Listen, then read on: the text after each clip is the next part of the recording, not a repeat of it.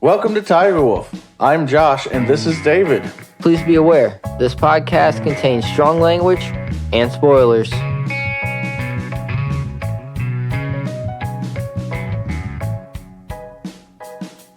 On today's episode of Pagedom, we're going to be discussing the Dawn of X books, which are the 6 titles that came out after the end of Powers of X and House of X.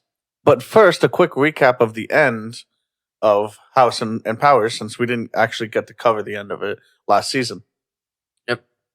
All right, so Powers of X, we finally find out that the 1,000-year mark that we've been reading across the entire thing is actually Mora's 6th life that was missing from the corresponding map that was created involving her lifespans. So in 2 of her lifespans, she's murdered by Wolverine. Because that's who kills her at the end of the 6th life. I mean, I feel like there's other people who've got her beat for numbers on that one. Yeah, probably. Sabretooth. Apparently Sabretooth's probably been killed by him a few times. Apparently her and Wolverine have the same blood type. Which is why both of them were still alive.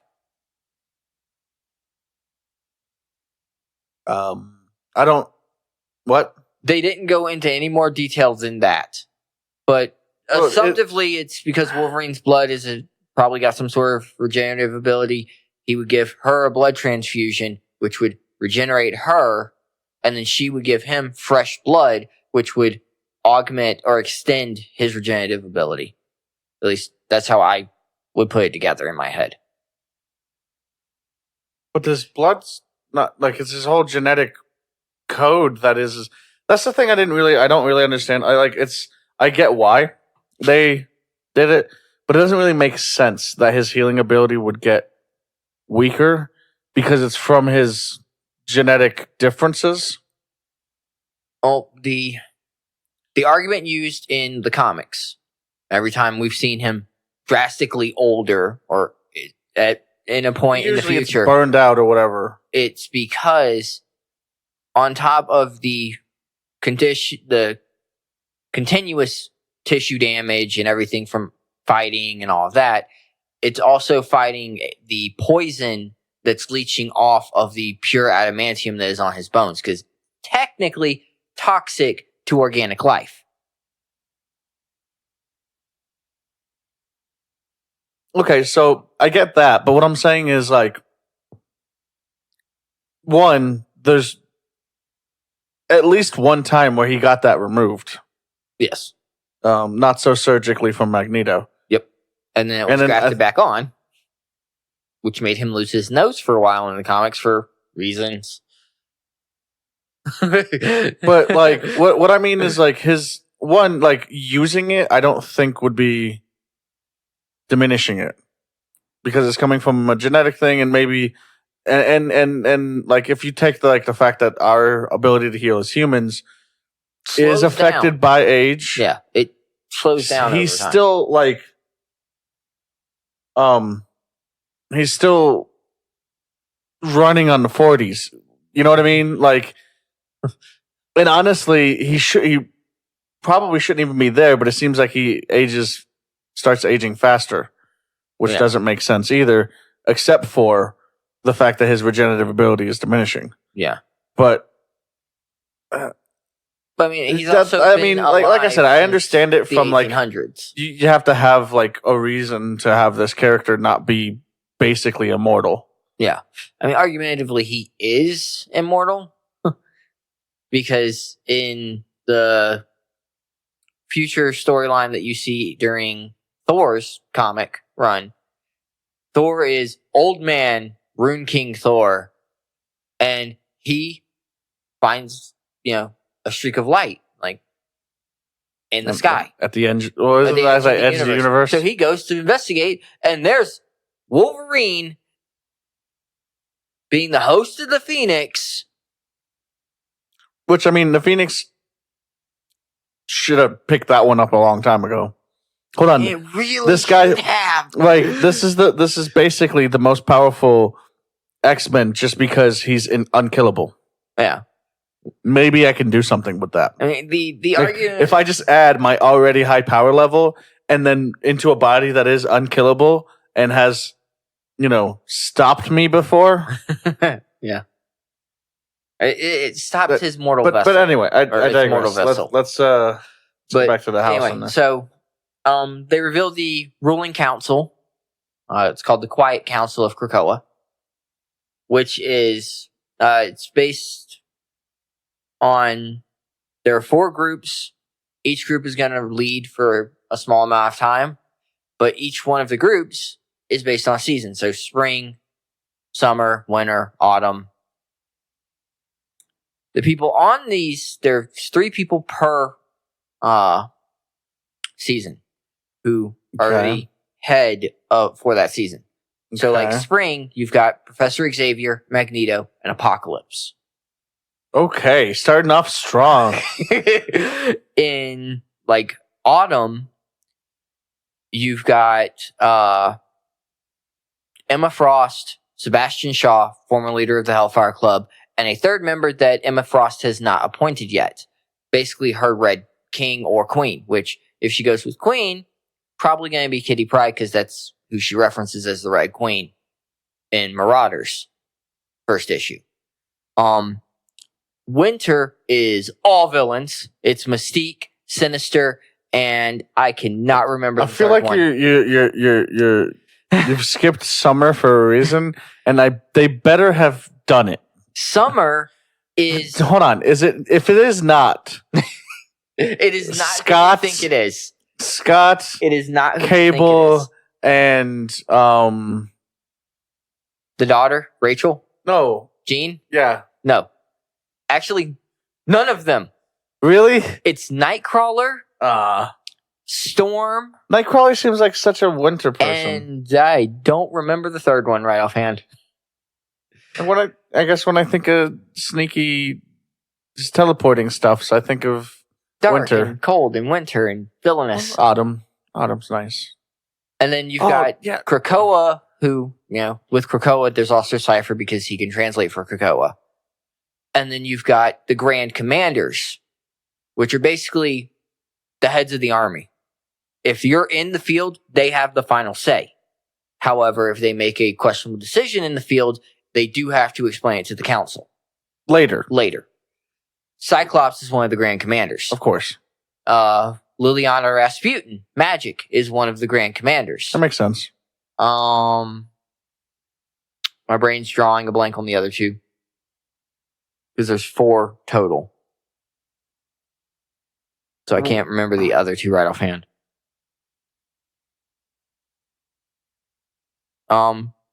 Gorgon, former leader of the Hand, is one of them. And I really want to say Vulcan, but I'm pretty sure it's not Vulcan. Hold up. The former leader of the Hands are mutant? Yes. Gorgon. He, you know what Gorgons do, right? The big metal oxen. Ron Gorgon, Oh. Medusa.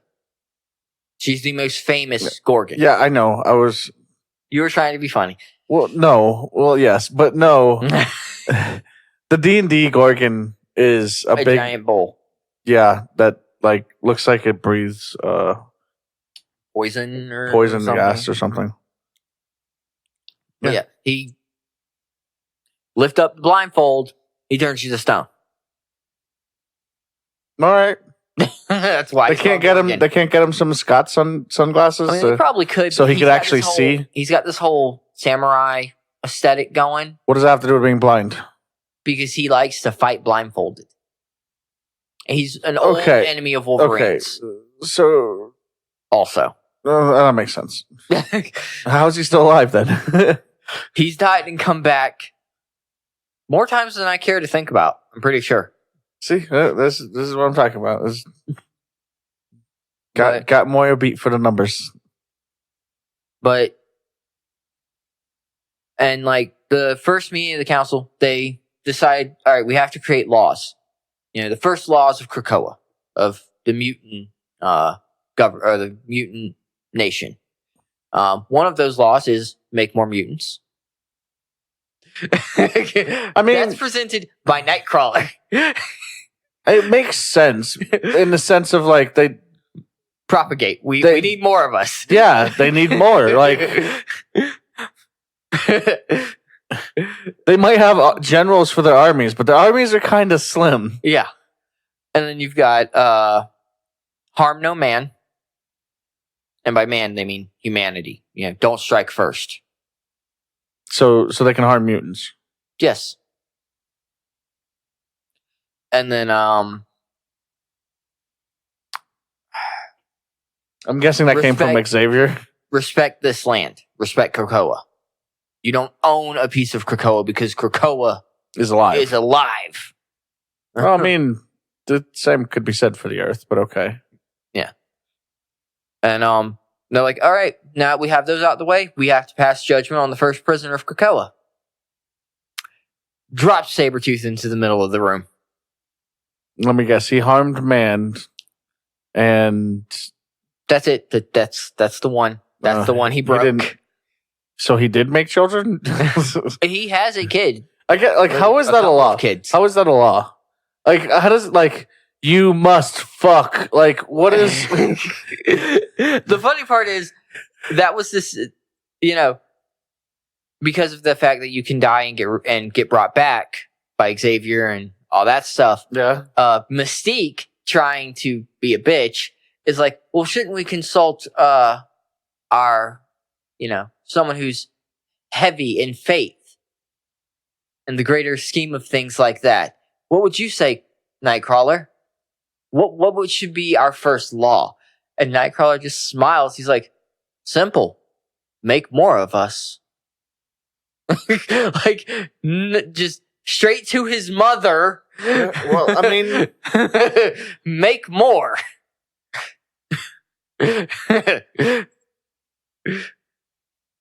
So they're like, all right, well, we can't kill you to Sabretooth. He's not man. No, but he's nigh immortal like fucking Wolverine. So do it vampire style. Cut his head off, separate it from the body, burn it. Burn his body.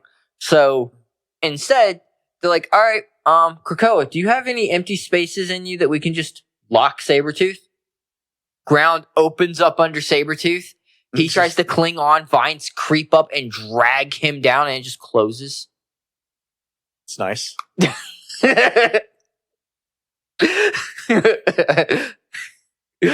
Magneto's probably sitting there going... No, Magneto was the one like, no, you're getting punished. I gave you explicit orders not to hurt anyone, and you fucking did.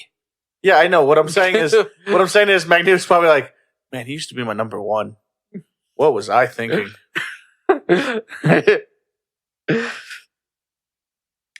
So, all right, cool. That's, Hickman came in, shook the status quo up, like, he said he was going to do. I mean, yes and no, but if death isn't something you can use for cheap, quick shock value, then you're able to pay more attention to the stories. All right, any mutant who dies can come back. So any death doesn't really matter. Which leads me into some of the other, the 6 books. You've got the main X-Men book, which came out. It was the first one that came out after Powers of X and House of X. Now, normally Hickman does a very, very, very slow burn to his stories. Like, it takes 20, 30 issues for shit to actually pop off. House of X and Powers of X, he did not do that. He went, okay, meat and potatoes, I'm setting this up now. His X-Men book... because he had 10 issues each. ...is the slow burn. He had 6 issues each. 6 issues each. His X-Men is his slow burn. And it focuses on Cyclops and his team of X-Men. The core team, so to speak. And then you've got, Kitty. Then you've got the Marauders, which basically pops up a conundrum. Kitty Pryde can't walk through the Krakoan portals. Nobody knows why. She can't set foot in Krakoa. So she steals a boat and sails to Krakoa.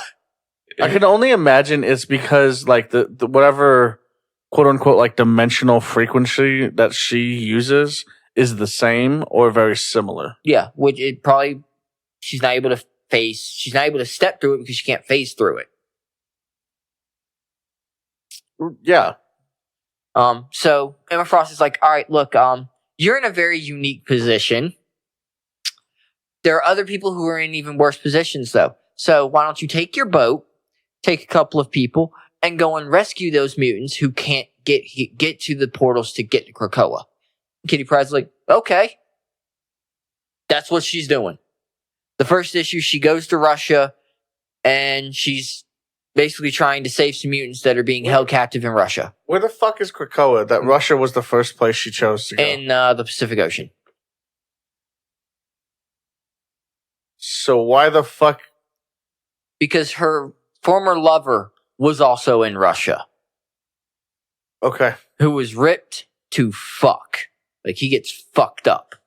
Oh, I thought you meant he was super muscly. Well, I mean, he is too, but he gets fucked up pretty bad. While they're evacuating the people.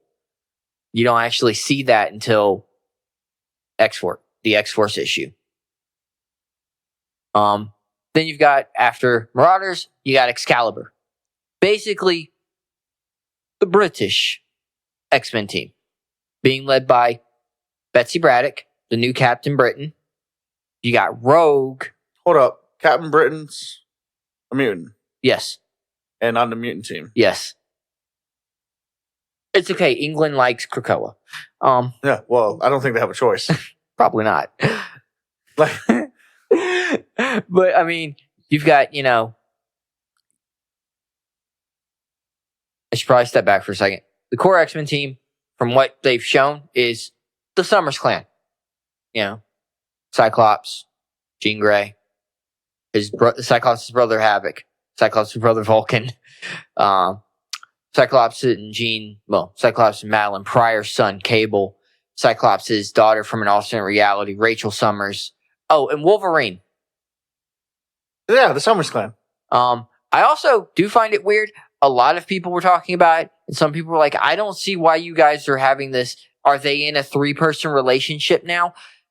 If you look at the map of the house, you have Wolverine's room with a door to the main circle area for the living area, and then a door from his room to Jean's room, and then a door from Jean's room to Cyclops' room.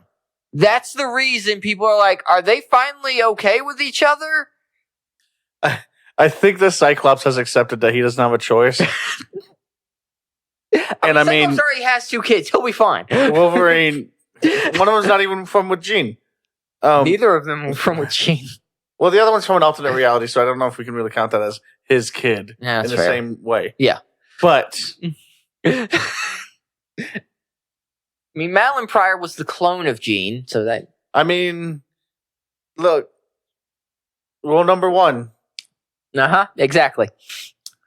So, that's the core X-Men team. And then you got the Marauders team, which I probably should have gone through, which is Kitty Pryde, Bishop, Emma Frost, Pyro,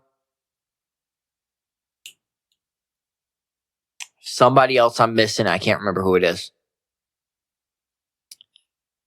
And then the Excalibur team,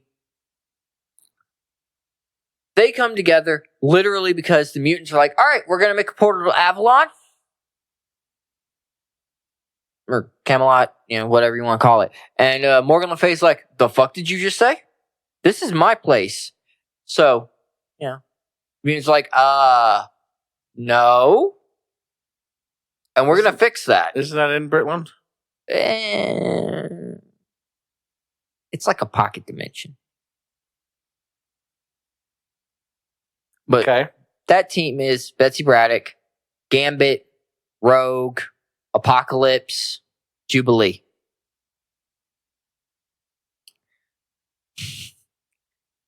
And then you've got New Mutants, which is basically a comedy road trip. They've gone to Shi'ar space to get one of the former New Mutants members that's out in Shi'ar space. So, and it's pretty much the classic team. It's Magic, it's Cypher, Sunspot, Blot, Chamber, Wolfsbane. I could never remember her fucking name. The Native American girl whose name escapes me every time I try to think of it. Pocahontas?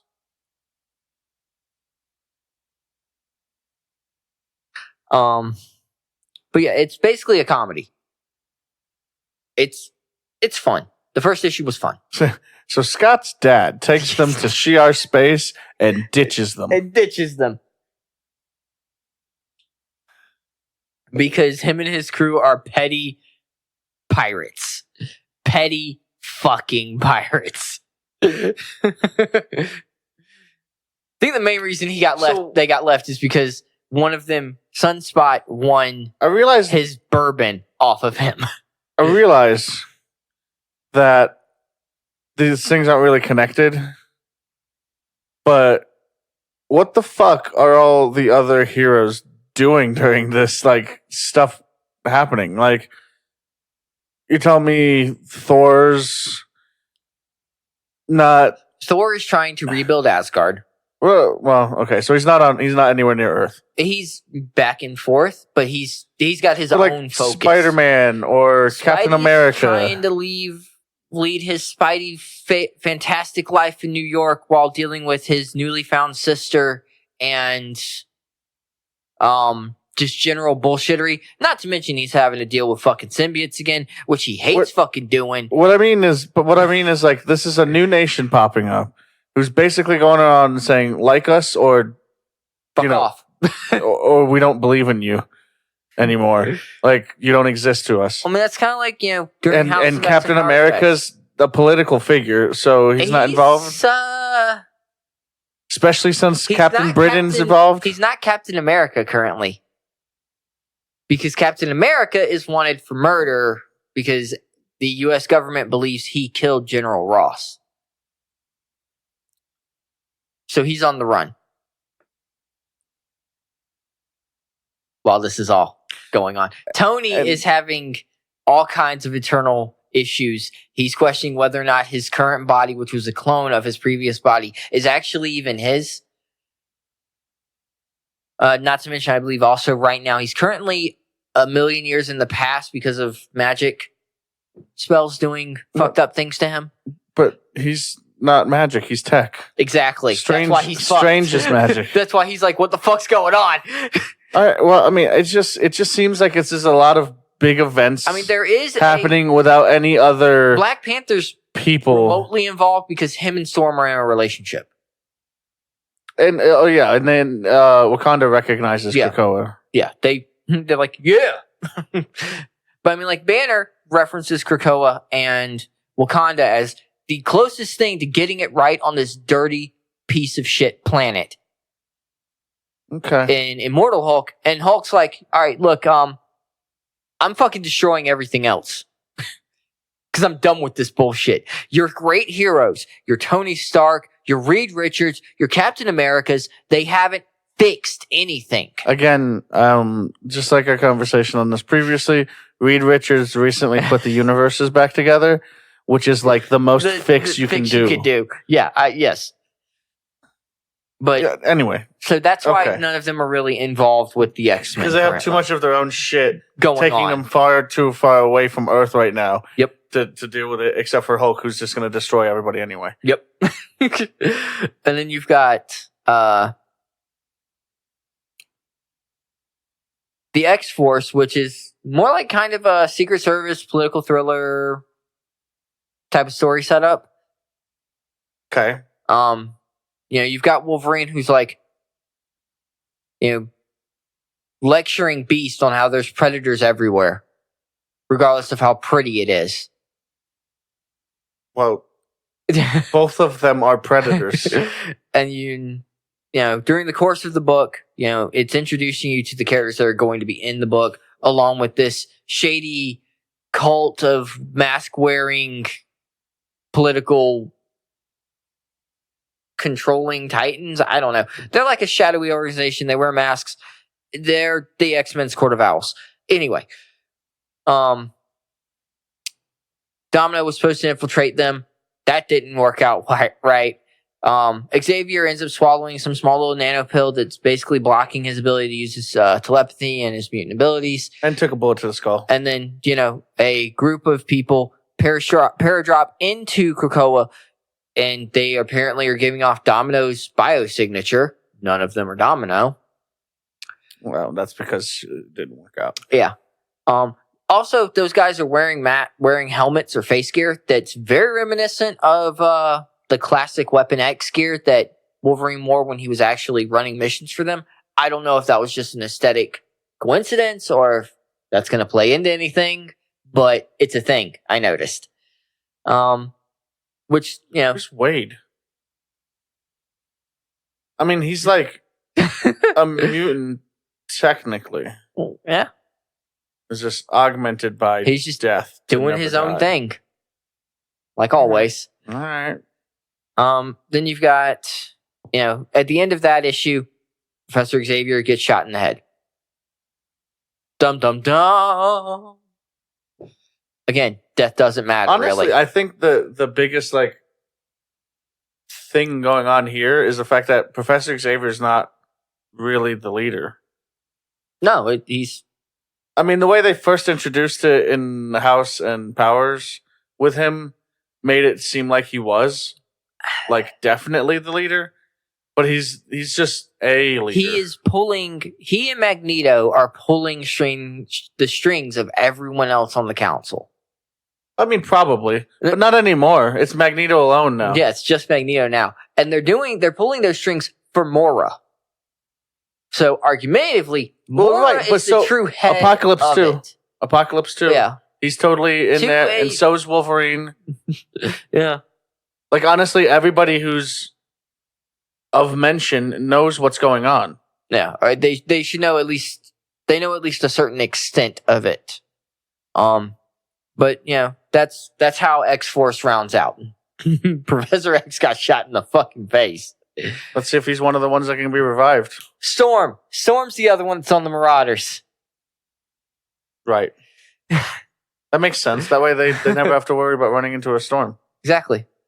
And then you've got the last one, which is the one I was most hyped for, which is Fallen Angels.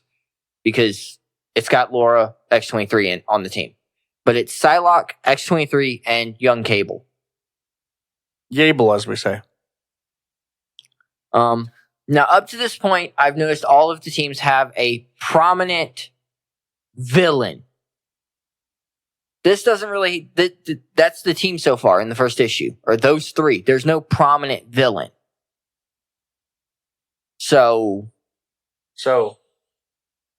the core of what this book is basically they want to go do something. The council's like, you can't do that, and then they're going to go do it anyway. Mm-hmm. And then they're about to get another member or two. They're at the end of the book, Psylocke tells both Cable and X-23, find people we can trust. So, and X-23 is going to come back with Sabretooth, you think? Yes. I feel like getting him out of prison in Krakoa, a living entity, is going to be exceptionally difficult. Stupid. It's going to be stupid. Sabretooth's the only prominent villain I can think of right offhand that would be willing to work under the radar like they're trying to do. But here's the thing. He was put in prison. With the fact it was called Fallen Angels, I really expected Angel to be on the team.